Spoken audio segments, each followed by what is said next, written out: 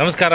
ನಾವು ಮೈಸೂರು ಜಿಲ್ಲೆಯ ಮೈಸೂರು ತಾಲೂಕು JP ನಗರದ ಅಂಬೇಡ್ಕರ್ ಫೌಂಡೇಶನ್ನಿಂದ ಬಂದಿದ್ದೇವೆ. ನಮ್ಮ ಮಹದೇವಪ್ಪರು ಸಮಾಜ ಕಲ್ಯಾಣ ಮಂತ್ರಿಯಾಗಿದ್ದರು.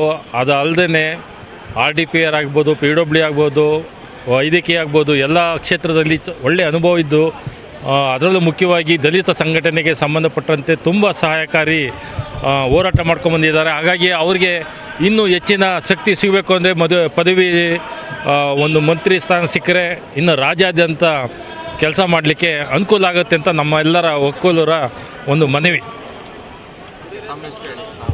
ನಾವು ವೆಂಕಟೇಶ್ ಅಂತೇಳಿ ಮೈಸೂರು ಇಂದ ಬಂದಿದ್ದೇವೆ.